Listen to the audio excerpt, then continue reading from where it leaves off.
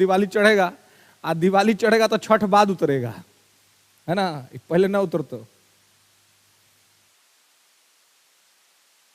देख लीजिएगा भाई। देख ही रहे हैं 67वीं का बीपीएससी का रिजल्ट आया है ना। तो जितने लोगों ने इन सभी चीजों को इग्नोर करा, अपने को एम्बिशन को प्रायोरिटीज दिया, आज वो लिस्ट के अंदर है ना। आए तो इसलिए तो हम तो पहला काम कहते हैं कि छुट्टी कम मारिए आप लोग छुट्टियां मारने पर ध्यान देते हैं। घर से मुंह छूट नहीं रहा है जी, माता पिता से, परिवार से, और कुछ होगा तो उससे, हैं, सबसे मुंह छोड़ना पड़ेगा। मुंह छोड़ के एक ही जगह लगन लगाना पड़ेगा, वो है एम्बिशन। और अब तो बहुत टफ हो गया जी बीपीएससी। अब 67वीं सबसे लास्ट एग्जाम था जो आसान था बीपीएससी का। 67वीं लास्ट एग्जाम था जो आसान था, जो कोई साधारण तौर पे पढ़ के भी निकाल सकता था। और 60वीं से 69वीं से या जो 70वीं होगा, अब ये वही निकालेगा जिसमें एक्चुअल में मेरिट होगा। क्योंकि सारा जो चेंजेज हुआ ना वो 68वीं से हुआ है। 67वीं तक ट्रेडिशनल सब कुछ चल रहा था, रटा रटाया, पढ़ा, पास किया, वो हो रहा था। और 60वीं से बीपीएससी यूपीएससी के जैसी हो गई है। और एक टाइम पर यूपीएससी में ही ऐसा होता था, रटे रटाए लोग यूपीएससी भी पास कर जाते थे। हम लोग का, हमारा, आपका, हम सबका दुर्भाग्य है कि हमारा जन्म लेट से हुआ। बिल्कुल, अगर हम लोग 10 साल पहले और जन्म लिए होते तो आईएएस रहते पक्का। क्योंकि सिलेबस देखिए ना पहले का, कितना आसान सिलेबस था। लेकिन 2011 के बाद यूपीएससी जितनी टफ हो गई है, 2011 से पहले यूपीएससी का सिलेबस देखिए, रट करके लोग आईएएस आईपीएस बनता था। और ये मैं अपने मन से नहीं कह रहा हूं, आप एक रिपोर्ट पढ़िएगा जो लवासना से रिपोर्ट भारत सरकार को आई थी। लाल बहादुर प्रशासनिक संस्थान जो है लवासना मसूरी में, आईएएस आईपीएस जो ट्रेनिंग होता है, आईएएस का पूरा ट्रेनिंग वही होता है। आईपीएस को तो 3 महीने बाद भेज देते हैं हैदराबाद, आईआरएस लोग को नागपुर भेज देता है, आईएएस लोग वहीं रुक जाते हैं। तो उसमें कहा गया कि भाई कैसे लोग को सिलेक्ट करके भेज रहे हैं आप, ट्रेनिंग करने में देने में दिक्कत हो रही है, अंडरस्टैंडिंग का लेख है, समझदारी का अभाव है, नॉलेज का अभाव है। रीजन क्या था? पीटी में होता था ऑप्शनल पेपर, एक पेपर जीएस, एक पेपर ऑप्शनल, एग्रीग्रेड पर रिजल्ट आता था, तो लोग अपना अपना ऑप्शनल रट जाता था। तो अगर जीएस में नंबर कम आया तो ऑप्शनल के नंबर पर पीटी पास। मेंस में 2 पेपर ऑप्शनल था, 2 पेपर ऑप्शनल, सोचिए, दोनों पेपर बढ़िया से रट लीजिए, जीएस खराब हो तो कोई दिक्कत नहीं, उसके बाद सीधे इंटरव्यू। अब क्या है, ऑप्शनल के मामले खत्म, पीटी में ऑप्शनल है ये नहीं है, जीएस है, उसके बाद सीसेट है, जीएस पर आपका रिजल्ट आएगा, सीसेट आपको पास करना पड़ेगा। उसके बाद मेंस में केवल 500 नंबर का ऑप्शनल है और 1000 नंबर का जीएस है। 4 पेपर जीएस, 250 नंबर का, 1000 का जीएस है। 1750 नंबर का आपका, हेलो, नहीं छोड़ दीजिए, हम क्लास में आ गए हैं, रहने दीजिए, हम कर लिए, ब्रेकफास्ट हो गया है। नहीं अब क्लास में रहने दीजिए, ठीक हो गया, ठीक। हाँ, तो कहने का मतलब यह है कि आपको, मतलब ट्रेंड बदल गया 11 के बाद से। और हम लोग 11 के बाद से, क्या बहुत बाद के बाद से, 11 तक तो अपना स्कूलिंग भी कंप्लीट नहीं हुआ था। उसके बाद आदमी को पता चला कि भाई ऐसे ऐसे चेंजेस यूपीएससी में हो गए। और अब यूपीएससी जो हो गई है वो पूरी डायनेमिक हो गई है, और सेम पैटर्न पर अब बीपीएससी जा रहा है। तो इसलिए परिस्थितियों की गंभीरता को समझिए और गंभीर हो जाइए। मामला बस 1 साल का है जी, 1 साल का मामला है, और इससे ज्यादा का मामला है ही नहीं। 1 साल केवल आपको सब कुछ छोड़ करके, त्यागी बन करके, जैसे आदमी का वनवास होता है, उसे मान लीजिए कि मेरा वनवास हो गया। राम जी को 14 वर्ष का वनवास हुआ था, आप 1 वर्ष का वनवास ले लीजिए कि 1 वर्ष तक हमको कोनो चीज से कोई मतलब नहीं होगा। माता पिता को प्रणाम कर लीजिए, कहिए कि आप हमको आशीर्वाद बनाए रखिए, हमको मत बुलाइए किसी फेस्टिवल में। मेरे लिए फेस्टिवल उसी दिन होगा जिस दिन मेरा मेरिट में राम आएगा। आज देखिए जिनका रिजल्ट हो गया रोज फेस्टिवल है। अब वो अपने गांव जाएंगे दिवाली छठ तो लोग स्वागत करेगा कि बीपीएससी कंप्लीट करेगा। आप जाइए तो कौन पूछे वाला है? कोई पूछता है जी? कोई नहीं पूछेगा, उल्टे दूध तौने दे देगा, इतना दिन से तैयारी कर रखा हुआ है इसका। तो या तो बेइज्जती करवाने जाना है तो जाइए, सम्मान लेने जाना है, अधिकार लेने जाना है, ऑनर लेने जाना है, तो पहले अपने आप को 1 साल यहां पर पटना में साधना पड़ेगा। 1 साल जो अपने आप को साध दिया उसको फिर कोई दिक्कत नहीं होगा। इसलिए साध लेना है अपने आप को 1 साल, बस 1 साल आपको कह रहे हैं। हमको कमाइएगा तो सैलरी नहीं दीजिएगा, अपने माता पिता को दीजिएगा, अपने लाइफ में दीजिएगा, अपने लाइफ पार्टनर को दीजिएगा, उसको गौरव होगा मेरा दिस एंड दैट जो है वो आईएएस है, आईपीएस है, चाहे डीएसपी एसडीएम है कि नहीं, उसको गर्व होगा या आपको उस पर गर्व होगा। लेकिन इस सब गर्व का अनुभूति करने के लिए 1 साल आपको सीरियस होना पड़ेगा। 1 साल, मान लीजिए कि 1 साल का वनवास हो गया, माता पिता ने आपको वनवास दे दिया, घर से कोई मतलब नहीं, बाहर की दुनिया से कोई मतलब नहीं, अपना पढ़ाई और अपना चीज 1 साल खाली फोकस कर दीजिएगा ना। उसके बाद फिर आपको कुछ नहीं करना है, उसके बाद बस आपको रिवीजन करना रहेगा बस। उसके बाद उतना सीरियस नहीं रहिएगा तो कोई दिक्कत नहीं है, लेकिन 1 साल तो आपको सीरियस रहना पड़ेगा। यही मुश्किल है, यही लोग नहीं कर पाता है। जो कर लेता है उसका काम हो जाता है, देर सवेर हो ही जाएगा काम, कोई दिक्कत नहीं। क्योंकि एक बार आपने सब पढ़ लिया ना बढ़िया से, सब पर कमांड हो गया, अब आपको खाली प्रैक्टिस करना है। प्रैक्टिस एक बार करना है बस हो गया। अब विराट कोहली को रोज प्रैक्टिस करना पड़ता है क्या जी?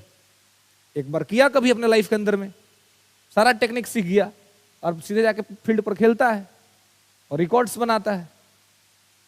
तो एक बार सीखने के टाइम पर आपको अपने पर टाइम देना पड़ेगा, और भी एक बार टाइम दे दीजिएगा ना तो रिजल्ट निश्चित होगा। देर सवेर रिजल्ट होगा, लेकिन रिजल्ट होगा जरूर। लेकिन अगर वही 1 साल नहीं दीजिएगा ना तो फंसे रह जाइएगा, कभी कुछ नहीं होगा, कभी कुछ नहीं होगा, कभी कुछ नहीं होगा, क्योंकि सब चीज आपका कंप्लीटे नहीं होगा।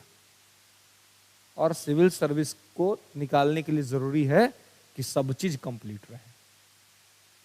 आप प्रोफेसर बन सकते हैं, लेकिन एसडीएम डीएसपी बनने में दिक्कत हो जाएगा, क्योंकि प्रोफेसर बनने के लिए एक विषय की विशेषज्ञता चाहिए, और एसडीएम डीएसपी बनना है तो सारे विषयों के बारे में जानकारी चाहिए।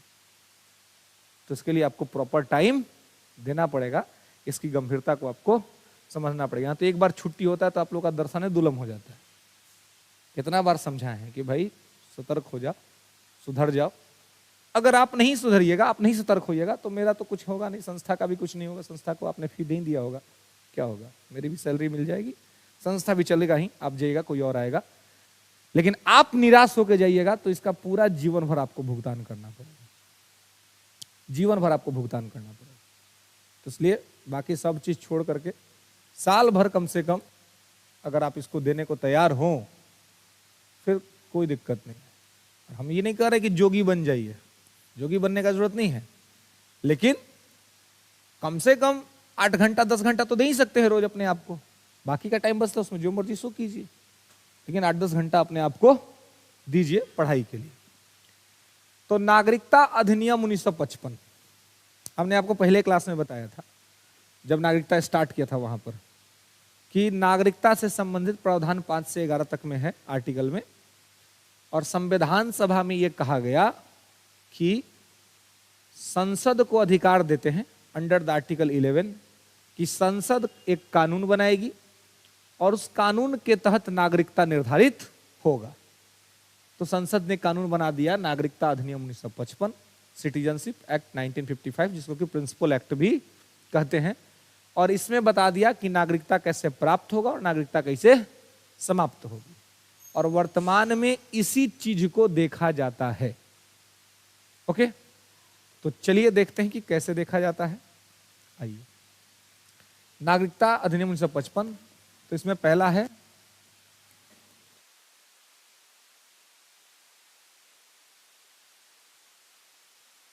प्राप्ति के साधन। किस चीज के प्राप्ति के जी? नागरिकता के प्राप्ति के, है ना, source of achieve Indian citizenship. तो नागरिकता प्राप्ति के साधन और साथ ही नागरिकता समाप्ति के साधन। समाप्त कैसे हो जाएगा? Source of removal of citizenship. मतलब ये हुआ कि इस कानून में दोनों ही बातें बताई गई हैं।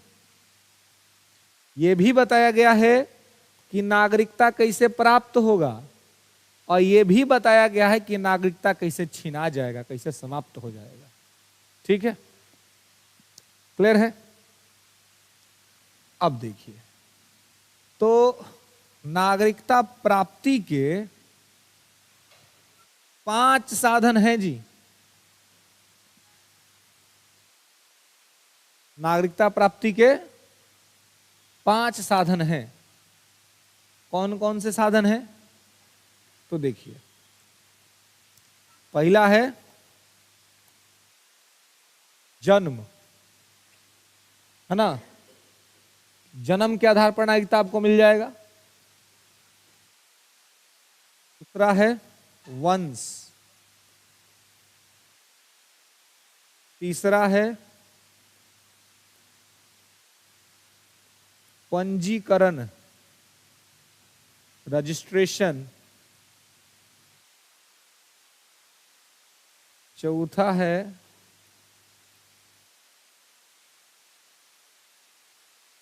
प्रकृतिकरण, और पांचवा है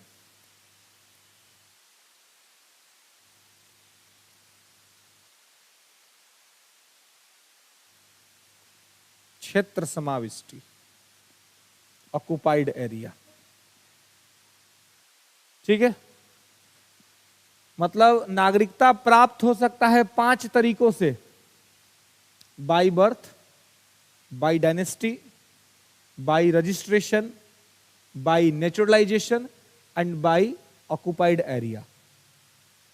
ठीक है, जन्म से आप भारत के नागरिक बन सकते हैं, वंश से आप भारत के नागरिक बन सकते हैं, पंजीकरण से आप भारत के नागरिक बन सकते हैं, प्रकृतिकरण से आप भारत के नागरिक बन सकते हैं, और क्षेत्र समाविष्टि के द्वारा भी आप भारत के नागरिक बन सकते हैं। तो भारत के नागरिक बनने के आपके 5 साधन हैं। 5 तरीके से आप भारत के नागरिक बन सकते हैं। ठीक है, सब बताएंगे। इसका मतलब समझ रहे हैं? कोनो का मतलब नहीं समझ, अभी सबका मतलब बस समझाएंगे। आराम से बढ़ते हैं आगे। ठीक है, क्योंकि अभी प्रकृतिकरण 4 नंबर पे है, अब पीछे का 3 को भी बचल है ना। एक एल टपा के ऊपर पहुंचा देंगे तो पैर टूटने का डर रहेगा, है कि नहीं? आइए बारी बारी से देखते हैं सबको। और नागरिकता समाप्ति के भी 3 साधन हैं। 3 तरह से नागरिकता समाप्त हो सकता है। समाप्त होगा 3 तरह से और प्राप्त होगा 5 तरह से। अब देखिए कि यहां जो समाप्ति के साधन हैं तो 3 तरह से समाप्त हो सकता है। तो वो कौन कौन सा तरीका है भाई जिससे समाप्त हो जाएगा? तो आप देखिए, समाप्त होगा 3 तरह से। तो पहला है समाप्ति ही, सरकार ही समाप्त कर देगी। ठीक है, इंड कर देगी, रिमूव कर देगी, हटा देगी नागरिकता से आपको। दूसरा होगा कि वंचित कर देगी, डिप्राइव्ड, है ना, वंचित कर देगी आपको। ठीक है, और एक और हो सकता है कि बर्खास्त कर देगी आपको, सस्पेंड, आपकी नागरिकता ही सस्पेंड हो जाएगा। तो एक तो समाप्त हो सकता है, एक वंचित हो सकता है, और एक बर्खास्त हो सकता है। ठीक है, रिमूव कर देगा, डिप्राइव्ड कर देगा और सस्पेंड कर देगा। तो 5 तरह से नागरिकता प्राप्त हो सकती है और 3 तरह से नागरिकता समाप्त हो सकती है। ठीक है, ये 1955 में ये कानून बना, और जब से ये कानून बन गया तब से भारत में यदि किसी को नागरिकता दी जाती है तो इसी के आधार पर, और किसी की नागरिकता छीनी जाती है तो इसी के आधार पर। क्लियर है? अब देखिए कि यहां पर जो ये चीजें होती हैं, है ना, तो नागरिकता समाप्ति के साधन 3 और नागरिकता प्राप्ति के साधन 5। अब ये जो तरीके हैं इस प्रकार से होते हैं, इसमें क्या होता है तो देखिए, समाप्ति, वंचित और बर्खास्तगी, है ना। तो अभी तक नागरिकता अधिनियम 1955 को जो सबसे पहले अमेंडमेंट किया गया वो 1987 में किया गया। सबसे पहले इसमें संशोधन हुआ 1987 में। 1987 के बाद इसमें संशोधन हुआ 1992 में। 1992 के बाद इसमें संशोधन हुआ 2003 में। 2003 के बाद संशोधन हुआ 2005 में। 2005 के बाद संशोधन हुआ 2015 में और 2015 के बाद संशोधन हुआ 2019 में। यानी अभी तक आप देखेंगे तो लगभग कितने बार संशोधन हो गया है, तो 6 बार संशोधन हो चुका है नागरिकता अधिनियम 1955 में। ये भी आपसे पूछा सकता है कि नागरिकता अधिनियम 1955 में कितना बार संशोधन हुआ है। सबसे महत्वपूर्ण संशोधन ये 2019 वाला रहा है, क्योंकि जब हुआ तो बहुत बड़ा विवाद हुआ देश में। देश जल रहा था चारों तरफ, दंगे हो गए थे देश में। लेकिन सरकार के लिए कहिए कि अच्छी बात यह हुई कि कोरोना आ गया, और कोरोना आने की वजह से सारा भीड़ भाड़ सरकार ने कोरोना के नाम पे खत्म करवा दिया। अन्यथा यदि कोरोना नहीं आया होता तो सरकार को इस परिस्थिति से निपटने में बहुत समय लग जाता और बहुत दिक्कत होती, है ना। तो यहाँ पे इस चीज को जैसे आपको ध्यान रखना है। तो 55 वाला संशोधन नहीं है तो काउंट कैसे करिएगा, ठीक है। तो यहां पर ये तो कानूनी है ना, इसलिए तो इसको बोलते हैं प्रिंसिपल एक्ट। ये प्रिंसिपल एक्ट है ना, ये प्रिंसिपल एक्ट है। ये आपका संविधान में कोई संशोधन नहीं है, ये कानून बना और संविधान ने अधिकार दिया था कि संसद कानून बनाएगी और उसी के द्वारा बनाया गया कानून नागरिकता के संबंध में मान्य होगा। संसद ने कर दिया, क्लियर है। तो अब जो भी संशोधन या अमेंडमेंट होता है वो इसी में होता है, इसलिए अभी तक इसी में हुआ है। क्लियर है, यहां तक समझ रहे हैं, क्लियर है। चलिए अब देखिए नागरिकता प्राप्ति के साधन, इसमें 5 चीज बताया गया है। इसमें कहा गया है कि यदि किसी व्यक्ति का जन्म भारत में होता है तो जन्म के आधार पर उसको हम भारत की नागरिकता दे देंगे। भले वो कहीं बाहर का आदमी है, लेकिन उसका जन्म अगर भारत में हो गया उसके बच्चे का, और वो चाहता है कि हमको अपने जन्म के आधार पर भारत का नागरिकता मिले, तो भारत सरकार उसको नागरिकता देगी। जन्म के आधार पर नागरिकता हो गया। जैसे अब हम सब लोग जन्म से भारत के नागरिक हैं। हमारा जन्म भारत में हुआ, हम भारत के नागरिक हैं। हमारे माता पिता का जन्म भारत में हुआ था, हमारे पूर्वज भारतीय थे, है ना। तो जन्म के आधार पर हमारी नागरिकता सिद्ध हो जाती है, हमें अलग से कोई डॉक्यूमेंट बनाने का जरूरत नहीं है। तो ये बात यहां पर भी रखा गया कि जन्म से अगर किसी का भारत में जन्म होता है, अगर कोई विदेशी दंपति भी है और उसके बच्चे का जन्म भारत में हुआ, और अगर वो बच्चा चाहता है कि या उसके पेरेंट चाहते हैं कि उसके बच्चे को भारत की नागरिकता दिलवाए, तो दिलवा सकते थे, कोई दिक्कत नहीं, ठीक है। तो यही व्यवस्था यहाँ पे बनाई गई थी। लेकिन आप देखिए कि 1987 में इसमें पहला संशोधन हुआ, है ना। पहला संशोधन कब हुआ? 1987 में हुआ। 86 से पृष्ठभूमि बनने लगी थी, 87 में संशोधन हुआ था। तो ये संशोधन हुआ, 55 में कानून बना था, है ना। तो आप देखिए कि लगभग 31 साल बाद, है ना, आप देखिए कि उसके बाद जो है इसमें क्या हुआ कि संशोधन किया गया, है ना।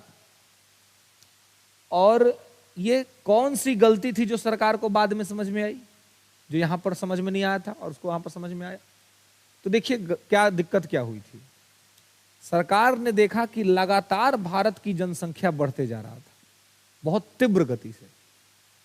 सरकार को समझ नहीं आ रहा था कि भाई इतना तेज गति से जनसंख्या बढ़ने का क्या कारण है। आजादी से पहले रेशियो एकदम कम था और आजादी के बाद इतना तेज रेशियो हो गया, क्या दिक्कत है, कहां पे समस्या हो गई।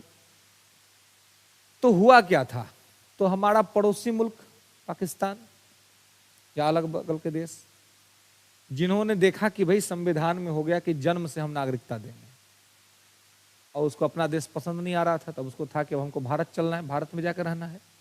तो भारत में कैसे रहेगा भाई, तो भारत में नागरिकता लेने के लिए सोचा कि जन्म अगर भारत में हो जाए किसी तरह से नागरिकता मिल जाए, लेकिन अब जन्म तो उधर है, अब इधर कैसे मिलेगा? तो सब क्या करता था, तनिया सब शादी उदी करे अपना यहाँ, जल्दी से सयाना होता था, सयाना होने के बाद शादी किया, शादी करने के बाद अब सोचता था कि अच्छा भारत के कानून में है कि जन्म से भारत का नागरिकता देंगे। क्या करता था कि भारत सरकार से वीजा मांगता था। नया नया शादी हुआ है, पत्नी कह रही है कि कुतुब मीनार देखेंगे, और कुतुब मीनार तो इंडिया में है, तो भाई हमको कुतुब मीनार ताजमहल घुमाना है, हम चाहते हैं कि भारत में हनीमून मनाए। भारत सरकार सोचती थी कि भाई चलो ठीक है, मतलब आएगा तो इससे भारतीय को ना लाभ होगा, कोई भी बाहर से आएगा तो खर्चा करेगा भारत में, लाभ होगा चाहे कोई भी हो, तो हम उसको वीजा दे देते थे। लेकिन वो तो भाई कंस्पिरेसी करके आया है, षड्यंत्र करके आया है। वो सब कब आता था, तो उधर शादी किया, अब पूरा बच्चा का प्लानिंग कर लेता था अपना देश में, मैंने पूरा प्रोग्राम बना लिया पाकिस्तान में। अब प्रोग्राम को जब धरातल पर लॉन्च करने का टाइम आया तो आ गया हिंदुस्तान में, सरकार से ले लिया वीजा। और सरकार को तो लगा कि भाई दुइये प्राणी ना आ रहा है जी, हस्बैंड वाइफ आ रहा है, सरकार को क्या पता कि 2 गो नहीं 3 गो आ रहा है, 1 गो अभी अंदर है, वो भी तैयार हो रहा है। अब उसका लॉन्चिंग कहाँ होना है, इंडिया में होना, लॉन्चिंग पैड इंडिया में है ना, उधर से सारा चीज अपना हो गया, इधर उसको लॉन्च करना है। इंडिया में आता था सब, एक दिन गया कुतुब मीनार, एक दिन गया ताजमहल, दूसरा दिन गया डॉक्टर के यहाँ, ले क्या दिक्कत हो गया भाई, तो डॉक्टर क्या मेडिकल सर्विस के लिए गया, वहां गया वो बच्चा हो गया। अब गृह मंत्रालय को इंफॉर्मेशन, होम मिनिस्ट्री को, कि देखिए सर गड़बड़ हो गया। पगला, गड़बड़ वाला बात है, ये तो जानबूझ के किया हुआ काम है ना जी, ये कोची, ये अपने आप हुआ है। इतना विज्ञान आगे बढ़ गया, इतना पढ़ गए लिख गए, इतनी सब कुछ क्लियर हो गई, कितनी क्लैरिटी है, उसके बाद अगर कोई कहे कि गलती हो गया, उसके बाद अगर कोई कहे कि भगवान ने दे दिया, पगला भगवान दे रहे हैं, अल्लाह को मंजूर था, अल्लाह इतना फ्री बैठल है, दूसरा कोनो काम नहीं है उनको, है पूरा ब्रह्मांड चलाना है उनको, भाई इतना फ्री बैठल है का। लेकिन अब कहता था, अब सरकार क्या करे, अब कानून है कि जन्म के आधार पर नागरिकता देंगे, तब वो सब कहता था कि हुजूर अब तो बचवा के जन्म हो गए, हम चाहते हैं कि बच्चा को भारत का ही नागरिकता मिल जाए। तब बच्चा को मिलेगा तो बचवा अनाथ नहीं ना रहेगा जी इंडिया में। अब बच्चे के नाम पर माता पिता को भी नागरिकता, अब 3 गो नागरिक के साथ हो गया। आई जो एक प्रोग्राम लॉन्च किया है इंडिया में, अब एक पर रुकेगा, अभी तो और प्रोग्राम बनाएगा, अब बनाएगा भी प्रोग्राम इंडिया में और लॉन्च भी करेगा इंडिया में, तब कोई दिक्कत नहीं, अब सबको नागरिकता जन्म से मिल जाएगा भारत का। यही धड़ल्ले से शुरू हो गया 1955 के बाद। लोग बाहर से आते थे, भारत में बच्चा पैदा करते थे, बच्चे के नागरिकता के नाम पर अपनी नागरिकता भी ले लेते थे, और लगातार भारत की जनसंख्या बढ़ने लगी। सरकार को समझ में नहीं आ रहा है कि हो क्या रहा है देश में, इतना नागरिक बढ़ कैसे रही, इतनी जनसंख्या बढ़ कैसे रही है। तो अपना अपना देश में प्रोग्राम बनाता था, इंडिया को बना दिया था लॉन्चिंग पैड, यहां पर लाकर लॉन्च करता था और लॉन्च करके ले लेता था नागरिकता। अब इतना बड़ा गड़बड़ी जो हुआ था नेहरू जी के टाइम में, इस समझ में आया 1987 में, जब देश के प्रधानमंत्री थे राजीव गांधी। तब सब बताया कि महाराज समस्या कहीं और है, ये कानून जो हम लोग बनाए हैं ना, उनमें दिक्कत हो गया है। तो बोले फिर क्या किया जाए भाई। तो 1987 में संशोधन हुआ इस जन्म वाले कॉलम में। इसमें संशोधन करके कहा गया, क्या कहा गया, संशोधन किया गया, अमेंड किया गया, और अमेंड करके कहा गया कि देखिए अब केवल जन्म हो जाने भर से भारत का नागरिकता नहीं दे देंगे किसी को। बच्चे के जन्म के समय माता पिता में से कोई एक भारत का नागरिक होना चाहिए, तब ही नागरिकता देंगे। अभी नहीं कि अपने यहां शादी किए और यहां आके प्रोग्राम लॉन्च कर दे, नहीं, अभी काम नहीं चलेगा। अब कहा गया कि नहीं भाई, उसी बच्चा को जन्म के आधार पर भारत का नागरिकता देंगे जिसका माता पिता में से कोई एक भारत का होगा, या तो मां भारत की होनी चाहिए या फिर पिता भारत, यानी कि दोनों आया विदेश से, यहाँ पर अपना बच्चा किया और बच्चा के नाम पर नागरिकता ले लिया। नहीं, माता पिता में से कोई एक भारत का नागरिक होना चाहिए। ये कब हुआ? ये हुआ 1987 में। तो सब और तेज निकला, वो बोला कोई बात नहीं, इंडिया जाएंगे घूमने, इंडिया जाएंगे पढ़ने, इंडिया जाएंगे पढ़ाने का आएगा, पढ़ाने के लिए तो हम लोग काफी है अपने अपने देश में, है ना। हम लोगों को कहीं से कुछ सीखने का जरूरत है जी। भारत अपने इतना संपन्न देश है, हर चीजों से संपन्न है, शाश्वत है। हमारे यहाँ के लोग जाके विदेशों में लेक्चर्स करते हैं, विदेश की यूनिवर्सिटीज को देख लीजिए, हर यूनिवर्सिटी में आपको भारत का कोई ना कोई प्राध्यापक मिल जाएगा। सबसे बड़ा साइंटिफिक एजेंसी है नासा, है ना।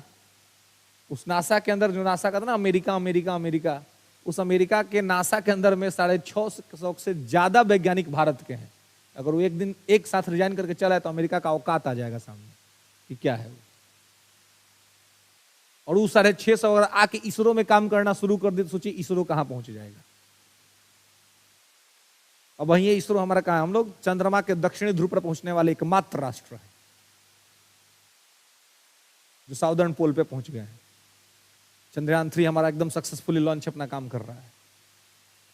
तो अगर वो भी 650 जो नासा में काम कर रहे हैं, जिनका क्रेडिट अमेरिका ले रहा है, अगर वो भी इंडिया आ जाए और वो लोग भी इसरो के लिए काम करना शुरू कर दे, तो आप समझिए कि इसरो कहां जाएगा, कहां पहुंचेगा। तो भारत खुद ही प्रतिभा का धनी है ना। खैर, तो अब क्या सोचा कि किसी पर्पस से इंडिया जाएंगे, अब यहीं पर प्रोग्राम सेट करेंगे। मैंने अब यहीं पर कोई मिलेगा, उससे शादी, और शादी करके बच्चा, और फिर बचवा के नाम पर नागरिकता। फिर दिक्कत हुआ, लेकिन पहले से थोड़ा कम हुआ। समस्या कम हुई, खत्म नहीं हुई, कम हुई।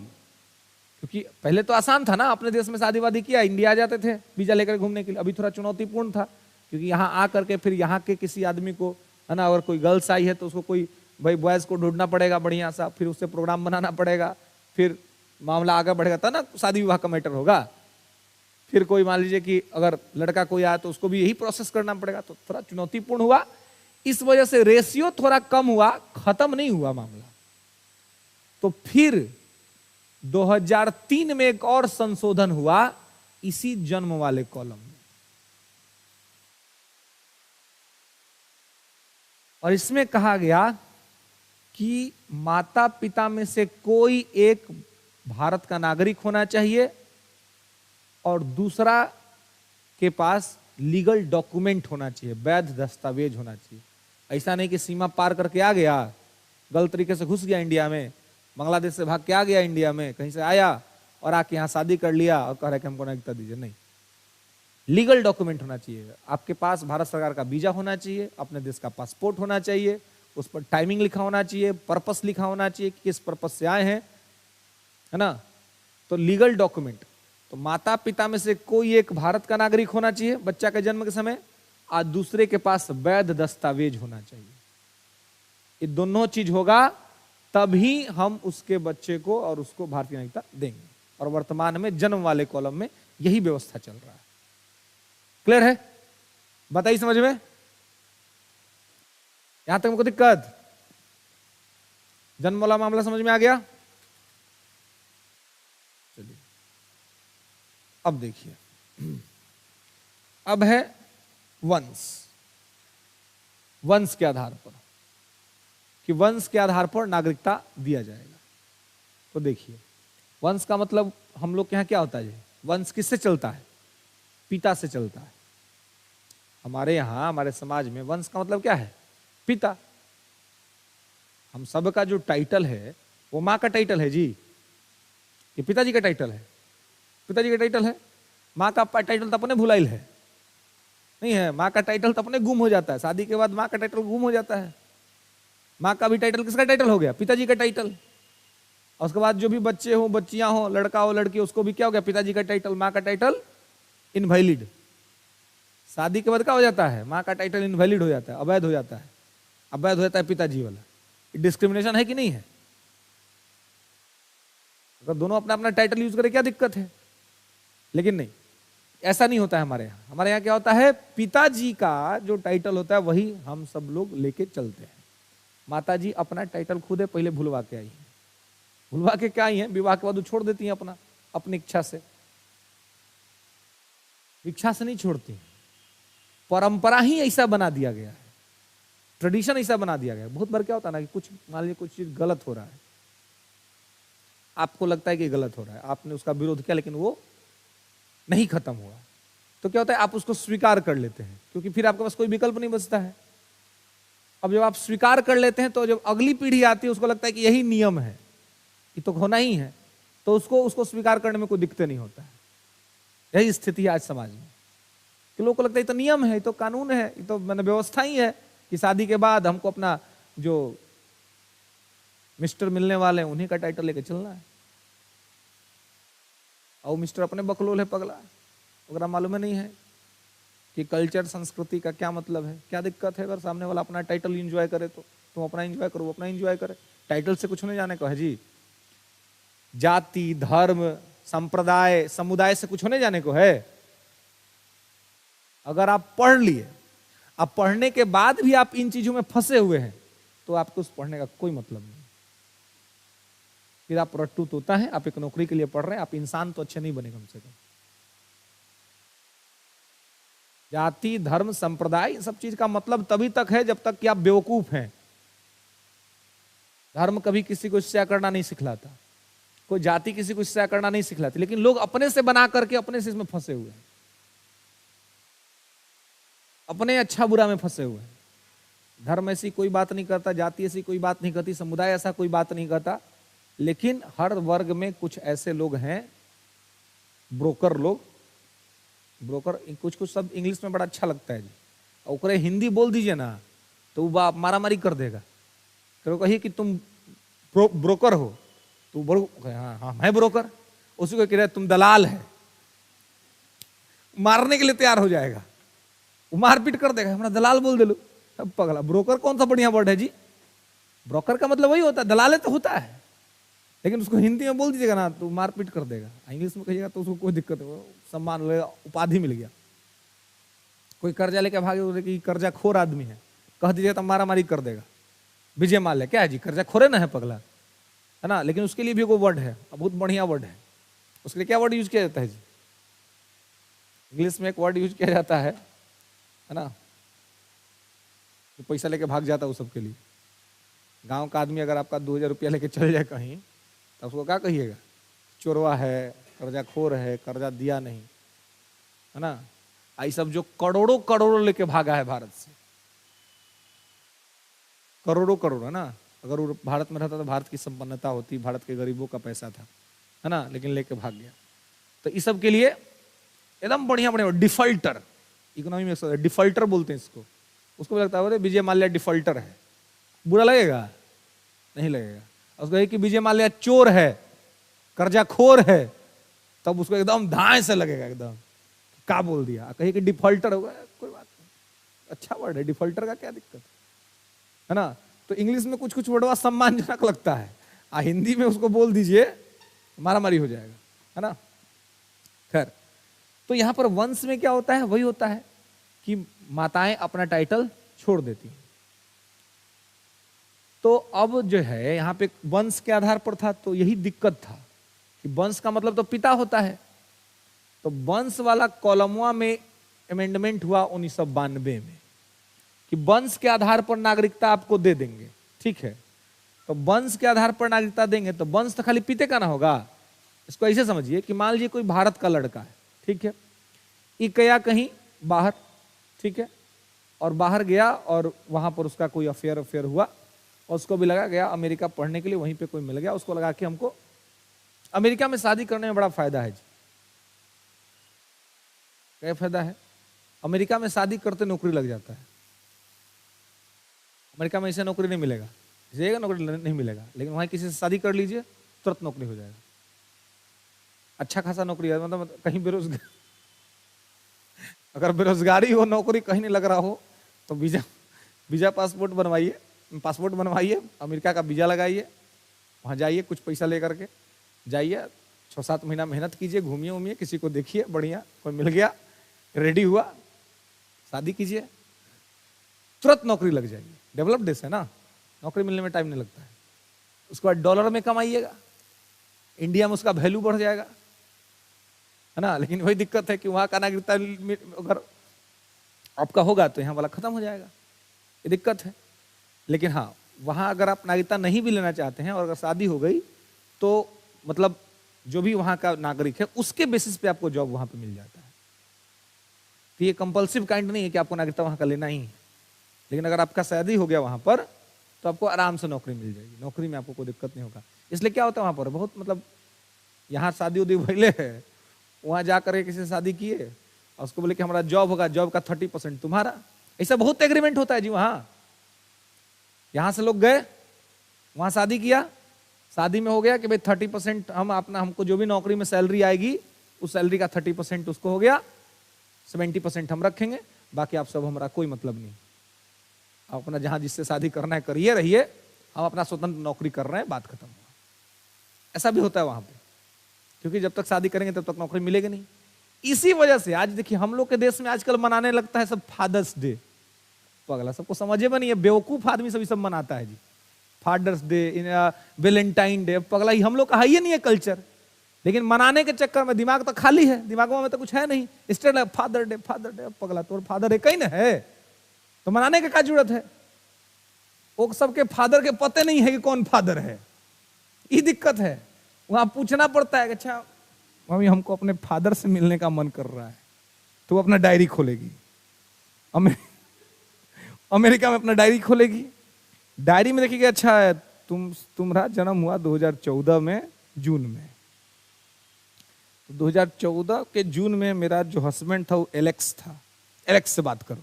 अब वो एलेक्स को फोन लगाएगी, अब वो जाएगा खोजे एलेक्स कहाँ है, तो मैडम मम्मी जो है वो कैलिफोर्निया में है, एलेक्स सैन फ्रांसिस्को में है, तो जाएगा वहां जाकर उससे मिलेगा, बोला हैप्पी फादर्स डे, क्या बात है भाई, तो आप ही मेरे पिता थे, आपको याद है। ये सब चलता है वहां, इसलिए वहां पर ये सब चीज मनाया जाता है, वैलेंटाइन डे। पता नहीं है कि इस साल जो है वो अगला साल रहेगा कि नहीं रहेगा, इसलिए हर साल याद दिलाना पड़ता है कि देखो पिछला साल तुम ही थे, इस साल भी तुम ही हो, अगला साल तुम होंगे कि नहीं कोई ठीक नहीं है, तो एक बार लास्ट मिलन है अपना। ये सब चीज हम लोग बहुत कॉपी कर रहे हैं और इसी से उस सब का प्रभाव हम लोग पर पड़ रहा है। नहीं तो हमारे यहाँ एक बार संबंध बनता था तो 7 जन्मों के लिए बन जाता था, ये हमारी विशेषता थी। हमारे यहाँ ऐसा नहीं होता था कि आज कोई और, कल कोई और, परसों कोई और। ये इंडिया का कल्चर नहीं है। इंडिया कल्चर है कि आज जो हो गया वो 7 जन्मों तक के लिए हो गया। ये भारत की खूबसूरती थी, ये भारत की संस्कृति थी। लेकिन आज हम लोग वही सब चीज से इंपैक्ट हो रहे हैं, वही सब चीज एक्सेप्ट कर रहे हैं, लेकिन उसके पीछे के लॉजिक्स को हम नहीं समझ। हमें लगता है कि हम तो स्टाइल मार रहे हैं, स्टाइल में कर रहे हैं। ये दिखलाता है कि हम मानसिक दिवालियापन के शिकार हैं, मेंटल डिफॉल्टर हैं हम। मानसिक हमारा जो कंडीशन वही खत्म हो गया है ना। स्टेटस लगा रहे हैं, फादर्स डे, मदर्स डे, ये डे वो डे। मदर्स डे, हमारी माँ भी एक है, हमारे पिता भी एक है, ये हमारे गर्व है, हमारी एक संस्कृति है। लेकिन यूरोपियंस का देखिए, उसका ना माँ का पता है ना पिता का पता है। आपको हो सकता है ना उन लोग का तलाक तुरंत हो जाता है जी, तो तलाक हो गया तो मान बच्चा पिता के पास चल गया, तब बच्चा मत पिता से पूछेगा ना कि अच्छा हमारी माँ कौन है जी, तो वो अपना डायरी खोलेगा, बोला अभी तो तुम्हारी माँ ये है जी, अब तुम्हारा शादी भइल हमारे 2016 में, तो वो जो तुम्हारी माँ थी वो जो है वो ये थी, वो अभी यहाँ रह रही है, जाके मिल लो। अब वो जाएगा, मदर को कहेगा हैप्पी मदर्स डे।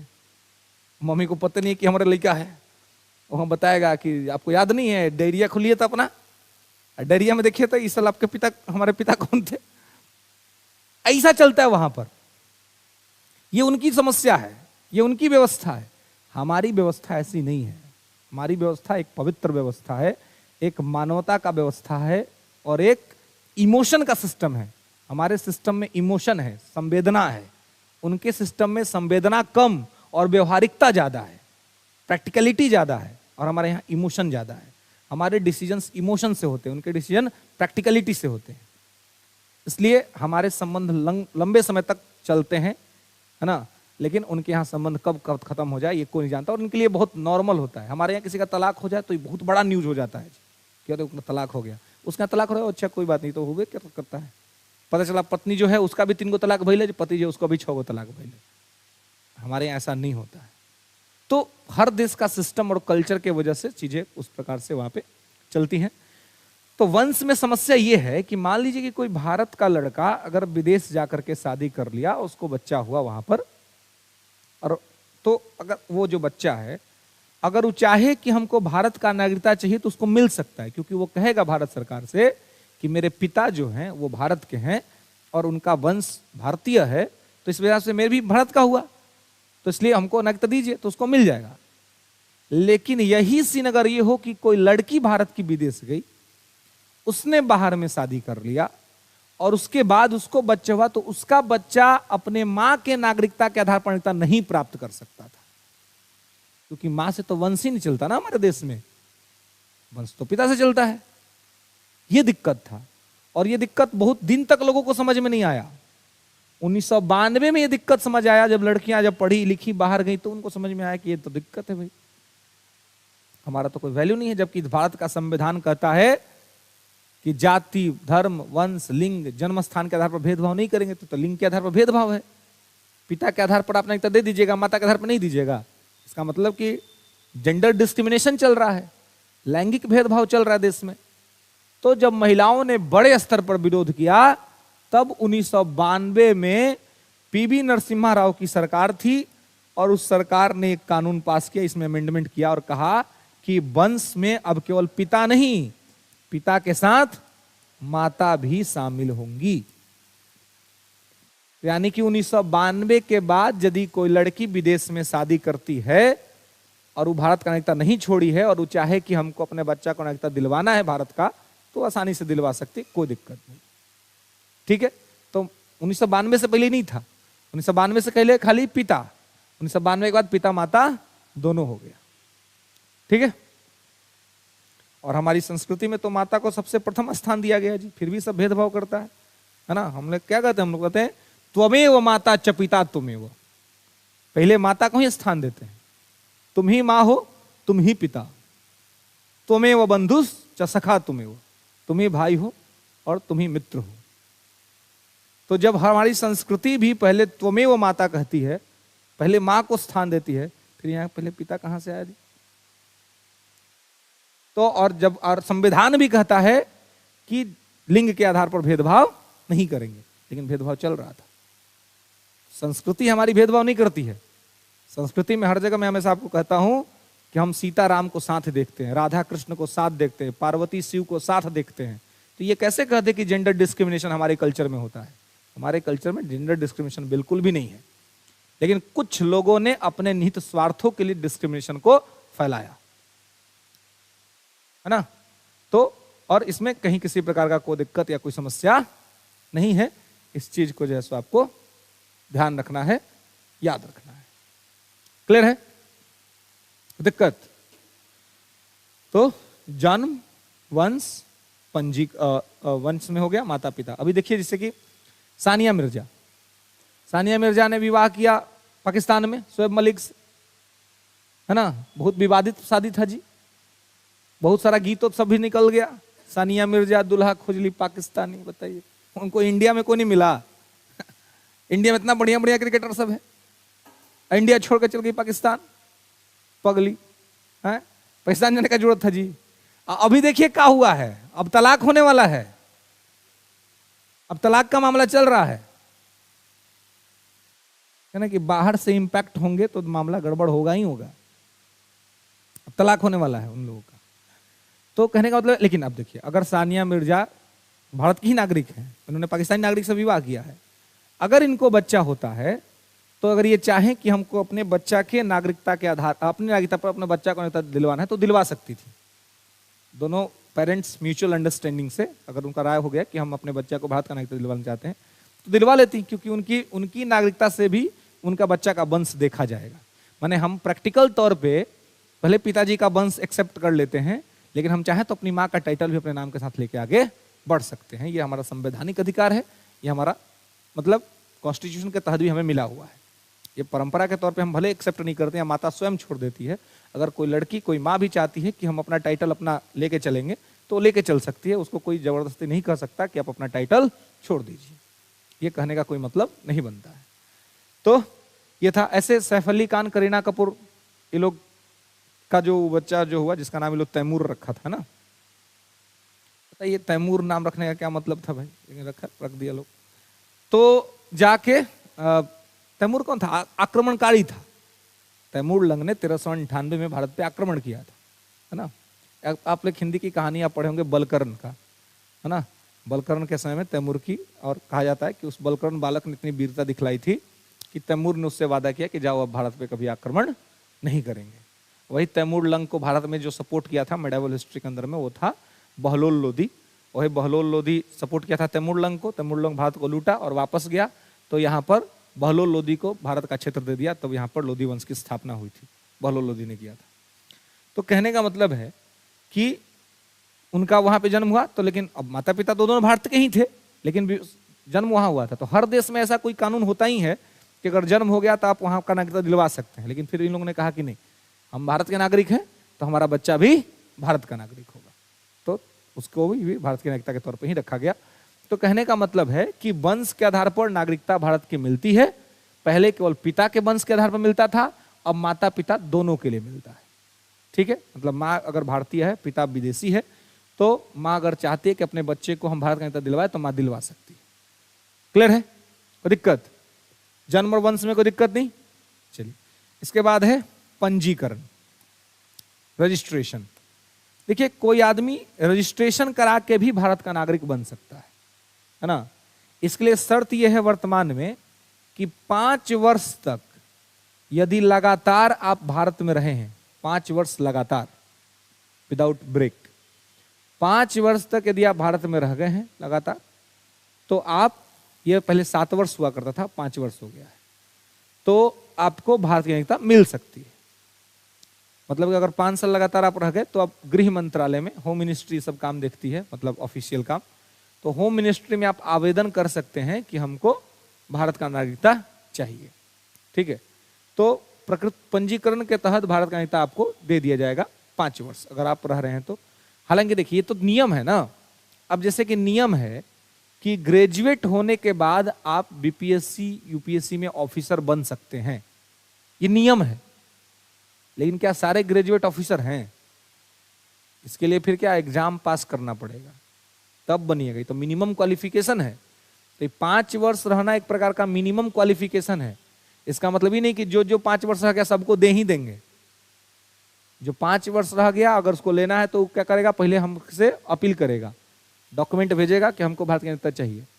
अब भारत सरकार उस पर जांच करेगी, देखेगी कि इसको नागरिकता दे सकते हैं कि नहीं दे सकते हैं। अगर लगेगा कि नागरिकता दे सकते हैं तो देगी। देखेगी कि 5 साल कर रहा था, कहीं ऐसा तो नहीं पूरा घर भारत में गली गली घूम रहा था, देख रहा था कौन गली कहाँ है, कौन गली से घुसेंगे तो क्या होगा, कहाँ पे बम फोड़ेंगे तो ज्यादा आदमी मरेगा, कहाँ पे कम। हो सकता है जब 5 साल बैठ के बम बनाने का ट्रेनिंग ले रहा था, बंदूक चलाने का ट्रेनिंग ले रहा था, नागरिकता लेकर के पूरा भारत को तबाह करने का प्लानिंग हो उसका। तो 5 साल तो हम इस शर्त रखे हैं कि 5 साल रहने के बाद आप अप्लाई कर सकते हैं, लेकिन उसके बाद जांच करेंगे कि 5 साल तुम कर क्या रहे थे। अगर सरकार निश्चिंत हो जाएगी कि अच्छा आदमी है, भला आदमी है, काम कर रहा था, परिवार चला रहा था और भारत की नागरिकता चाहता है, तो दे देंगे नागरिकता, कोई दिक्कत नहीं है। लेकिन थोड़ा सा भी संशय होगा तो नागरिकता नहीं देंगे। क्लियर है? तो पंजीकरण के तहत भी नागरिकता मिलती है। इसके बाद है प्रकृतिकरण, नेचुरलाइजेशन। प्रकृतिकरण का मतलब होता है कि भारत की संस्कृति में समा जाना, भारत की संस्कृति से रच बस जाना। जैसे कि कोई मान लीजिए कोई आपका नॉर्थ ईस्ट का फ्रेंड हो, नॉर्थ ईस्ट का कल्चर अलग है और आप बिहार के हैं तो बिहार का कल्चर अलग है। वो नॉर्थ ईस्ट वाला आपका फ्रेंड आया, आपके साथ रहा, आया था तब आपका भाषा भी नहीं जानता था, आपके साथ रहते रहते आपका भाषा, आपका कल्चर, आपकी संस्कृति सब जान गया, सब सीख गया, सब कुछ उसको आने लगा। तो अब आपका बहुत अच्छा मित्र है, अब आपसे कहेगा कि सुनो ना, अब हमको वहां जाने का मन नहीं करता है, पहाड़ पर हमको नहीं रहने का मन करता है, हमारा जमीन दिलवा दो, हमको इधर रख दो। तब रख लीजिए, नहीं रख लीजिएगा, रख लीजिएगा कि भाई अब तो आपके कल्चर से जुड़ गया, कोई दिक्कत नहीं है, उसको भी आपका कल्चर अच्छा लग गया तो वो रह जाएगा, आप उसको जमीन दिलवा दीजिएगा, वो घर बना लेगा, रहेगा आराम से, कोई दिक्कत नहीं। ऐसे ही कोई बाहर का आदमी है जो भारत आके रह रहा है और भारत के कल्चर में समा गया। इसमें एक शर्त है कि भारत के संविधान की 8वीं अनुसूची में जो 22 भाषा है, उस 22 भाषा में से किसी एक भाषा का जानकार होना चाहिए। तो कोई विदेशी आदमी है, वो भारत आया, और उस 8वीं अनुसूची जो है, 8वीं अनुसूची में जो 22 भाषा है, उस 22 भाषा में से कोई एक भाषा को अगर जान रहा है तो प्रकृतिकरण के तहत उसको भाषा की नागरिकता दे दी जाएगी, अगर अच्छा जानकार है तो। इसके अलावे अगर उसको बहुत, कोई विदेशी आदमी उसको बहुत बड़ा प्रसिद्धि मिला हुआ है, जैसे मान लीजिए नोबेल पुरस्कार मिला हुआ है, तो नोबेल पुरस्कार तो बहुत योग्य आदमी को मिलता है, और वो आदमी चाहता है कि हमको भारत का नागरिकता मिल जाए, भारत सरकार तुरंत दे देगी प्रकृतिकरण के तहत उसको। क्यों दे देगी? क्योंकि उसके आने से भारत को बहुत फायदा होगा, वो रिसर्च किया है, खोज किया है, अगर वो आएगा तो भारत के लिए भी अच्छा काम करेगा। तो ऐसे लोग जो अपने जीवन में कोई बहुत बड़ा काम किए हैं, या भारत के संविधान की 8वीं अनुसूची में से किसी एक भाषा के जानकार हैं, तो ऐसे लोगों को प्रकृतिकरण के तहत भारत की नागरिकता दे दी जाएगी। क्लियर है? इसके अलावे एक पाकिस्तानी नागरिक थे, अदनान सामी, नाम सुने होंगे आप लोग, है ना? हाँ जी।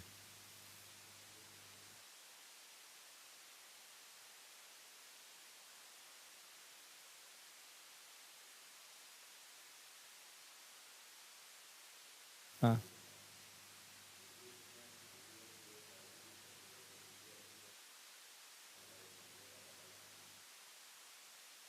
22 भाषा अगर आपको आ रही है, 22 भाषा में से कोई एक भाषा आ रही है, फिर सरकार आपको ऑब्जर्व करेगी।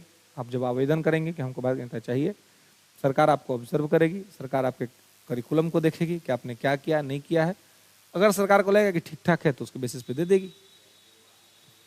हाँ, वो सरकार के अपने इच्छा पर निर्भर करता है ना, सरकार वो अपने डिसाइड करती है, क्योंकि बहुत क्या, हाँ, अगर 5 वर्ष रह गए और अब करना चाहे तो करेगा, लेकिन वही बात है कि ये तो शर्त है बस कि इतना पर हम देंगे आपको, लेकिन एक बाध्यकारी तो रहेगी, सरकार दे ही देगी, सरकार जांच करेगी। हाँ, एक मिनिमम क्वालिफिकेशन, जैसे मैंने कैसे प्रैक्टिकली आपको बताया कि आपका एक शर्त है कि ग्रेजुएट हो गए तो आप ऑफिसर बन सकते हैं, लेकिन सब ग्रेजुएट ऑफिसर है? मैक्सिमम ग्रेजुएट तो रोड पर से ही घूम रहा है जी। हम लोग यहाँ का सब ग्रेजुएट सब कैसा होता है, 10 बजे लेट नहीं, 3 बजे भेंट नहीं वाला।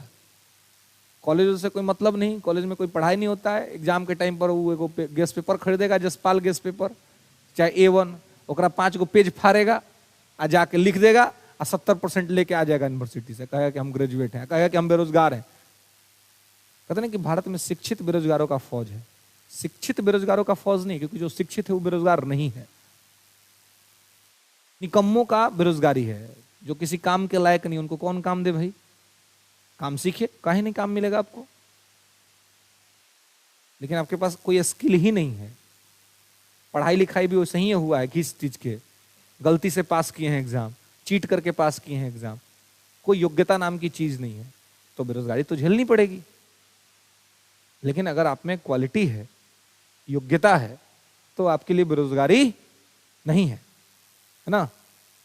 और हमारे यहाँ डिग्री के नाम पे शिक्षित को काउंट किया जाए कि डिग्री है तो शिक्षित है, तो फिर तो ये शिक्षा का गलत परिभाषा है कि शिक्षित व्यक्ति पास खाली डिग्री नहीं होता है, ज्ञान भी होता है, उस ज्ञान के आधार पर उसको नॉलेज, उसको नौकरी या उसको चीजें मिल जाती है। तो ये दोनों में ही शर्त है, इस शर्त को आप पूरा करते हैं तो आप अप्लाई कर सकते हैं। अप्लाई के बाद सरकार आपको देखेगी, सरकार आपकी परीक्षा लेगी, एग्जामिनेशन करेगी। एग्जामिनेशन मतलब सरकार कोई क्वेश्चन नहीं देगी, लेकिन सरकार ये देखेगी कि आप इंडिया में क्या कर रहे थे। अगर सरकार निश्चिंत हो जाएगी कि आपका एक्टिविटी ठीक था तो आपको देगी, नहीं निश्चित होगी नहीं देगी, टाल देगी। तो बात है क्षेत्र समाविष्टि। अगर भारत किसी पर आक्रमण करता है या किसी से युद्ध होता है, युद्ध करके उसको अपने में मिला लेता है, तो ऑटोमेटिकली वहां के सभी नागरिक भारत के नागरिक हो जाएंगे, ऑटोमेटिकली अपने आप। जैसे पाकिस्तान है, अब इसको हम लोग मिलाएंगे, तो मिलाएंगे तो वहां के नागरिक को जाके अलग से नागरिकता कार्ड बनवाने की जरूरत नहीं पड़ेगा। एक ही बार जब जिस दिन अनाउंसमेंट हुआ कि पाकिस्तान भारत का हिस्सा, स्वतः अपने आप ऑटोमेटिकली सारे पाकिस्तानी नागरिक भारत के नागरिक हो जाएंगे। जब सिक्किम शामिल हुआ तो सिक्किम के लोग भारत के लोग हो गए। वैसे ही अगर किसी को हमने कब्जा कर लिया तो क्या होगा कि वहां के लोग अपने आप स्वतः हमारे नागरिक हो जाएंगे। क्लियर है? तो जन्म, वंश, पंजीकरण, प्रकृतिकरण, क्षेत्र समाविष्टि में कोई दिक्कत? समझ में आया बात? किस 5 तरीके से भारत की नागरिकता मिल सकती है। अब मुद्दा है कि नागरिकता समाप्त हो सकता है। समाप्ति, वंचित, बर्खास्तगी। समाप्त कैसे होगा? तो हम लोग सिंगल सिटीजनशिप ऑफर करते हैं, एकल नागरिकता। आप भारत के नागरिक हैं तो भारत के नागरिक ही रहेंगे। अगर भारत के नागरिक रहते हुए आपने किसी विदेशी मुल्क की नागरिकता प्राप्त कर ली तो भारत की नागरिकता आपकी समाप्त कर दी जाएगी। ऐसा नहीं हो सकता है कि आप भारत के भी नागरिक रहें और किसी और देश के भी नागरिक रहें, नहीं। सरकार तुरंत आपकी नागरिकता समाप्त कर देगी। जैसे ही पता चलेगा कि आपने दूसरे देश की नागरिकता ले ली, भारत की नागरिकता आपको समाप्त हो जाएगी। इसको कहते हैं सिंगल सिटीजन। यानी नागरिकता के मामले में हम बड़े लॉयल हैं, है ना। लॉयलिटी जो है, हर लोग लॉयलिटी चाहता है ना जी। कहीं पर भी अगर आप हैं, आप 2 जगह हैं, तो 2 जगह हैं, डबल डेट कर रहे हैं, तो पहले डेट को पता चलेगा कि डबल डेट कर रहा है तो क्या होगा? तुरंत डिलीट करेगा ना? करेगा नहीं करेगा? अच्छा आदमी होगा तो डिलीट कर ही देगा। वो कुछ बेवकूफ लोग होते हैं, रो रहे हैं, धो रहे हैं, हमारा कैसे छोड़ दे लो। अरे पगला, जो छोड़ दे लो, उसकी नियति है वैसी, उसकी नियति है वैसी ना। तो जैसे भारत कहता है कि तुम छोड़ दिया, हो गया। फिर अगर कोई आपको ब्लॉक करता है तो उसको बताइए कि ब्लॉक का ऑप्शन मेरे पास भी है भाई, थोड़ा ना केवल तुम्हारे पास है, हमारे फोन में भी ब्लॉक होता है। आई हैव ऑल्सो, है ना। किसी ने आपको एक बार ब्लॉक किया, उसको आप परमानेंट ब्लॉक कीजिए। तो भाई दरवाजा दोनों तरफ से है, एक तरफ से थोड़ी ना है तुमने बंद कर दिया हमने खुला रखा हुआ है, नहीं, अपना भी बंद हो गया। खुलेगा, किसी और के लिए खुलेगा, क्या दिक्कत है? समय, परिवेश, परिस्थिति के अनुसार हमेशा, जब तक कोई जाएगा नहीं दूसरा आएगा नहीं। ये तो प्रकृति का नियम है। इस नियम को भी तो स्वीकार करना ही पड़ेगा ना जी। इस नियम को हम कैसे हटा सकते हैं? जन्म और मृत्यु का चक्कर क्यों लगा हुआ है? इसलिए लगा हुआ है कि पहला आदमी जाएगा, दूसरा आदमी जगह को फुलफिलमेंट करेगा, तो वही चलता है। कुछ कुछ आदमी सब होता है रोने गाने में लग जाएगा। बहुत सब विद्यार्थी सब आता है, सर हमारा तो मन नहीं लग रहा। नहीं, क्या हो गया पगला, तो मन लग रहा है। बोला सर 17वीं का एग्जाम आ रहा है, देखिए ना ऐसे ऐसे कांड हो गया हमारा साथ। पगला, तो कांड हो गया तो तुम रो रहा है बैठ के? हैं? एक बगल में यहाँ एक पार्क है बगल में, तो पहले मैं, अभी तो नहीं, पहले मैं जाता था उधर टहलने के लिए अर्ली मॉर्निंग एवरी डे। तो और मैं जनरली ज़्यादा मार्केट में नहीं घूमता हूँ, इधर कहीं जो इंस्टीट्यूशन है यहीं पे क्लास लेता हूँ, बाकी कहीं मैं नहीं जाता, क्योंकि अपना भी टाइम रहता है तो अपने लिए आदमी इन्वेस्ट करता है। तो इसी आसपास में मैक्सिमम है तो बोरिंग रोड्स के अंदर में क्लासेस ले लेता हूँ। पहले लेता था, अब तो केवल यही लेता हूँ। तो स्टूडेंट भी इधर ही रहते हैं तो मिल जाते हैं कभी कभी। तो सब पता किया कि हम कहाँ भेटाएंगे, तो पता किया कि सब भोरे भेटाते हैं 5 बजे पार्क में। तो सब पहुंच गया, पहुंचा तो उसमें 2-4 को था, एगो था जो बेचारा डिस्टर्ब था बड़ी, और उसका एग्जाम था बीपीएससी का। पहुंच गया, अब पूरा मुंह बनैले एकदम रोने जैसा, भोरे भोरे। हमने क्या हो गया भाई तुमको? क्या हुआ, बैठो, क्या दिक्कत हो गया?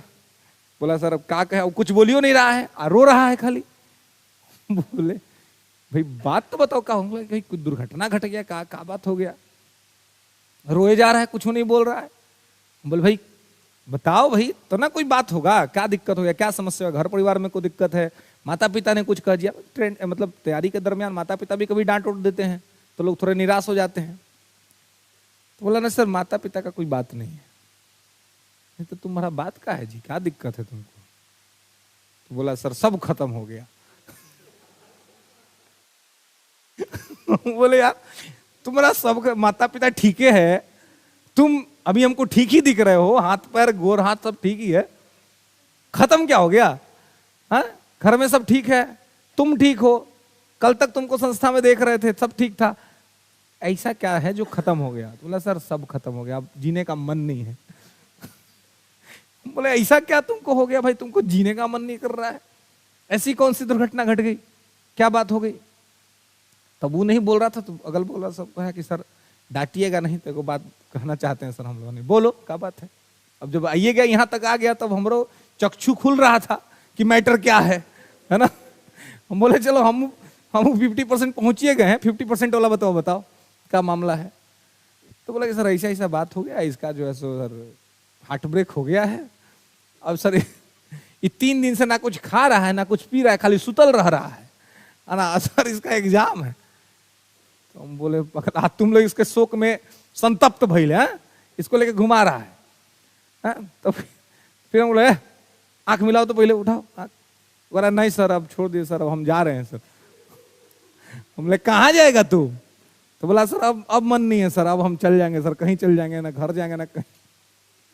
हम बोले भाई तो बड़ी डिप्रेशन में चल गया बेचारा। बोले भाई सुनो जो हुआ सो हुआ, तुम कहा दिक्कत तुमको क्या है।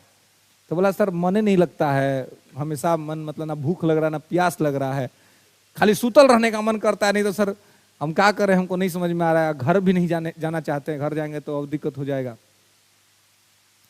बोले अगर ये सब जो हो रहा है ये सब अच्छा हो रहा है, इसमें क्या दिक्कत है। अगर मान लीजिए आप किसी के साथ थे और अचानक से किसी कारणवश आप अलग हो गए, उस अलग होने के बाद आपको दुख हो रहा है, आपको दर्द हो रहा है, आपको रोने का मन कर रहा है, तो रो लीजिए, सेलिब्रेट कर लीजिए दुख को थोड़ा सा। रीजन ये है कि अगर ये सब हो रहा है तो अच्छा बात है ना जी। इसका मतलब है कि आप ठीक हैं, इसका मतलब नहीं कि आप खराब हो गए, क्योंकि परिस्थितियों के हिसाब से आपका बॉडी रिएक्ट कर रहा है। बायोलॉजिकली ये सही हो रहा है। इसका मतलब आप किसी के साथ थे तो मजाक नहीं था, सीरियस थे, अच्छे इंसान हैं आप, बढ़िया आदमी हैं, तभी तो किसी के जाने का शोक हो रहा है, आपको दुख हो रहा है, आपको लग रहा है कि अच्छा नहीं हुआ। तो ये 2-4 दिन के लिए ठीक है, क्योंकि 2-4 दिन तो होना ही चाहिए। नहीं हो रहा है इसका मतलब कि आप अच्छे आदमी नहीं हैं, आपको किसी के आने जाने का कोई फर्क नहीं पड़ता है, फिर आप इंसान नहीं, फिर आप राक्षस हो सकते हैं, क्योंकि इमोशन नाम का चीज नहीं आपके अंदर में। तो इमोशन होगा तो आपको दुख होगा तो निकलेगा 1-2 दिन 3 दिन 4 दिन। लेकिन अब ऐसा नहीं होना चाहिए कि आप जीवन लीला समाप्त करने की बात करने लगे, आपको लगे कि सब खत्म हो गया, सब बर्बाद हो गया। भाई माता पिता हैं, भाई बहन है, बंधु है, दोस्त हैं, मित्र हैं, सब हैं, तो खत्म कैसे हो गया। और दुनिया है बाकी सारी, ऐसा थोड़ी ना है कि कोई एगो नहीं है तो लाइफ खत्म हो गया जी। हो सकता है 10 आदमी और इंतजार कर रहा हो, नया आदमी को मौका दीजिए, है कि नहीं। कभी भी निगेटिव होने का कोई मामला नहीं बनता है, हर सिचुएशन के अंदर में आपको पॉजिटिव रहना होता है, और जीवन का ये सब पार्ट है, होते रहता है। तो ऐसे सिचुएशन में और ये सब जब होता है तो मुझे लगता है कि इंसान और मैच्योर होता है, उसको 1-2 इंसिडेंट तो ऐसा हो जाना चाहिए लाइफ के अंदर, इसमें कोई दिक्कत नहीं। 2-3 ब्रेकअप अगर हो गए तो अच्छी बात है, ये दुख वाला नहीं है। इससे क्या बात है, इससे क्या हुआ, इससे ना आप बहुत प्रैक्टिकल हो जाएंगे, फिर आपको कोई दिक्कत नहीं होगा, फिर लाइफ में आप बहुत निश्चिंतता रहेगा, बहुत ज्यादा परेशान नहीं होगा, रोइएगा नहीं। अब होगा ना यार ये तो नियम है, तो होबे करता है। अभी स्टार्टिंग में आपको क्या समझा है कि कोई चीज जब नियम बन जाता है तो आदमी उसको सहजता के साथ स्वीकार कर लेता है, फिर उसको दुख नहीं होता, फिर उसको दर्द नहीं होता, आदमी प्रैक्टिकल हो जाता है। तो प्रैक्टिकल बनने के लिए, लाइफ में रिस्पॉन्सिबिलिटीज को संभालने के लिए अगर ऐसा हो जाए तो कोई दिक्कत नहीं है। अब इसका ये मतलब नहीं कि जानबूझ के करना है कि नहीं अब तो हमको अनुभव लेना है तो हमको 2-3 को तो जानबूझ के करेंगे, इसका कोई मतलब नहीं है। बस मैं ये कह रहा हूं कि परिस्थितियों के हिसाब से खुद को संभालने का क्षमता एक व्यक्ति में होना चाहिए। हम परिस्थितियों के गुलाम नहीं हो सकते हैं, क्योंकि परिस्थितियां कभी भी बुरी हो सकती हैं, कभी भी अच्छी हो सकती हैं। तो परिस्थिति को अपने हिसाब से ढालने का क्षमता मैच्योर इंसान को आ जाता है। उसको पता रहता है कि अगर कोई दुर्घटना घट रही है तो क्या करना है। तो हर सिचुएशन के अंदर में आपको अपने एम्बिशन को प्रायोरिटी देना है, और किसी चीज से अगर आपको दुख हो रहा है, आपको पेन हो रहा है, तो आप उससे अलग हो जाइए, ये एक विकल्प है आपके लिए। और सबसे अच्छा चीज है जो बायोलॉजिकली प्रूव है कि आप अपने मेंटल कंडीशन को किसी चीज में अगर इन्वॉल्व कर दीजिएगा तो दूसरी चीज की याद ही नहीं आएगी आपको। कोई चीज आपको तब तक परेशान करता है जब तक आप फ्री घूम रहे हैं।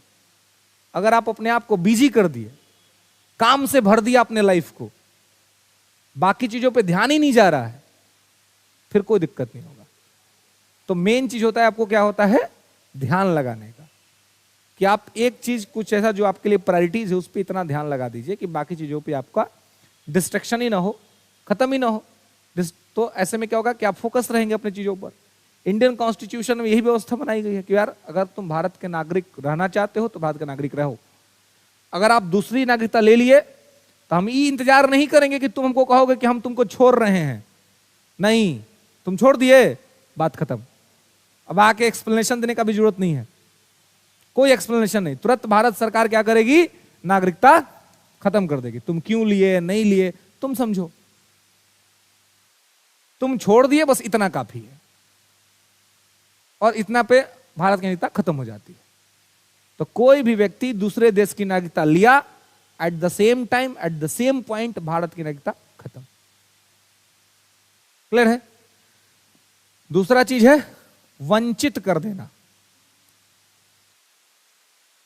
वंचित कब करेंगे, तो देखिए जैसे मान लीजिए कि पंजीकरण या प्रकृतिकरण के तहत किसी को नागरिकता हमने दे दिया, ठीक है, नागरिकता दे दी हमने, बाद में पता चला कि वो आदमी झूठ बोला था, गलत डॉक्यूमेंट दिया था, गलत तरीके से प्रूव किया था कि हम 5 साल तक रह गए थे, और हमारी जांच में कुछ गड़बड़ी हुई जिसके वजह से क्लैरिफाई नहीं हो पाया था।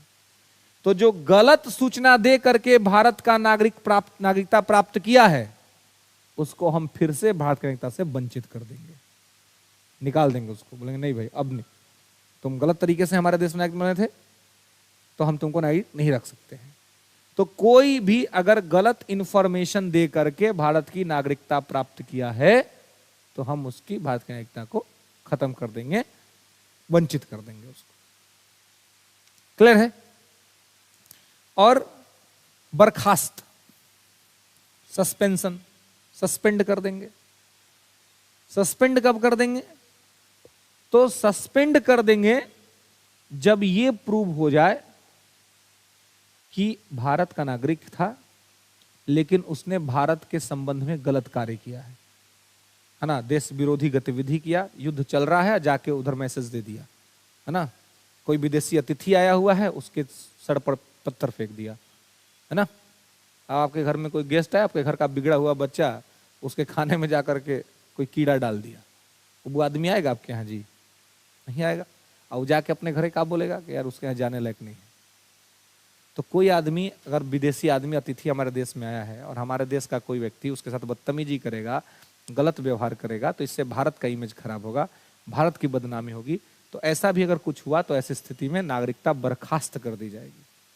तो जिसकी नागरिकता बर्खास्त करेंगे उसको कहीं भगाएंगे नहीं, क्योंकि तो है अपने नागरिक ना, कहां जाएगा वो? नागरिकता बर्खास्त हो जाएगी तो रहेगा इंडिया में ही, लेकिन इंडिया में उसकी सरकारी नौकरी नहीं लगेगी। अब इंडिया में उसका आधार कार्ड, उसका वोटर आई कार्ड नहीं बनेगा, है ना, वो अपना प्राइवेट नौकरी करेगा कुछ भी और अपना जीवन चलाएगा, उसको कोई नागरिक अधिकार नहीं मिलेगा, मतलब कि अपमानित होकर के रहेगा इंडिया में। किसी के घर में गए हैं आप, आपको नाश्ता के लिए नहीं पूछ रहा है, पानी के लिए नहीं पूछ रहा है ना, आपका बहिष्कार कर दिया, तो ऐसा जगह पर रख पाइएगा आप? इतना बड़ा दंड हो जाएगा ना कि आप अपने चाहिए कि वहां से निकल के कहीं और चले जाए। आप अपने ही परिवार में हैं, आपका अपना ही परिवार का आदमी आपका विरोध कर दे। हाँ, कानून सब संसद बनाती है ना, गृह मंत्रालय सारा डॉक्यूमेंट वेरिफिकेशन करती है, डॉक्यूमेंट जितना है वो सब गृह मंत्रालय देखती है, लेकिन जो ये जैसे कानून है, कानून में संशोधन है, ये सब संसद करती है। हाँ, क्यों? तो कानूनवा है ना, इसी के आधार पर समाप्त होगा ना। हाँ, तो इस कानून के आधार पर गृह मंत्रालय समाप्त करेगी, बिना, हाँ, बिना कानून के बेसिस के नहीं। कानून बना हुआ है और कानून जब भी बनेगा वो संसद बनाएगी, और गृह मंत्रालय जो कुछ भी करेगा इस कानून के बेस पर करेगा। ठीक है, समझ रहे हैं? तो ये 5 तरीका है नागरिकता प्राप्ति का और ये 3 तरीका है नागरिकता समाप्ति का। ठीक है?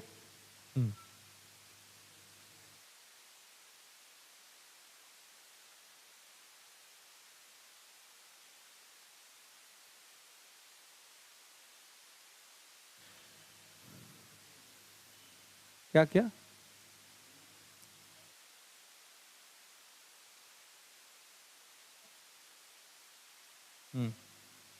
तो अपील कर सकता है फिर से, हाँ अपील कर सकता है, फिर सरकार देखेगी और सरकार देखेगी कि उस देश में इसका नागरिकता काहे खत्म हो गया या वहाँ पर कहानी रहना चाहता है, ऐसा कोई क्राइम व्राइम कर दिया, कोई ये हो गया, तो ऐसे में नहीं देगी कभी भी। लेकिन अगर आपका कोई अन्य कारण है, फिर आपको लगता है कि नहीं हमारे लिए भारत ही अच्छा था, हम गलत से आ गए यहाँ पर और हमको यहाँ, तो सरकार आपकी सिचुएशन को देखेगी, रूल्स को देखेगी, उसके मुताबिक अगर आपको दिया जा सकता है तो दे देगी, नहीं दे सकता नहीं देगी। जो बर्खास्त हो गया उसको अब कुछ नहीं, बर्खास्त हो गया का कुछ नहीं, अब बर्खास्त हो गया तो अब रही है बर्खास्त, उसको कहीं भेजा भी नहीं जाएगा, वो रहेगा यहीं पर बर्खास्तगी में अपना जीवन व्यतीत करेगा। ठीक है, चलिए, तो यहां तक में कोई दिक्कत, कोई समस्या?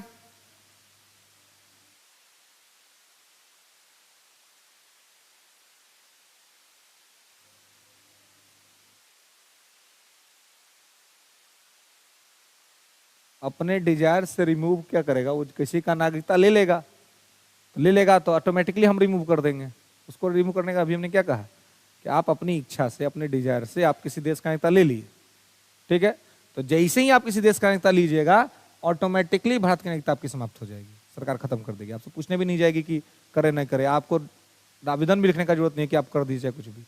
जैसे उधर से नोटिस आएगा हमारे एम्बेसी को कि ये आदमी वहां का नागरिक बन गया, at the same time embassy inform कर देगी होम मिनिस्ट्री को और वहां से आपकी नागरिकता खत्म हो जाएगी, फिर अब आप हमारी जिम्मेवारी नहीं है।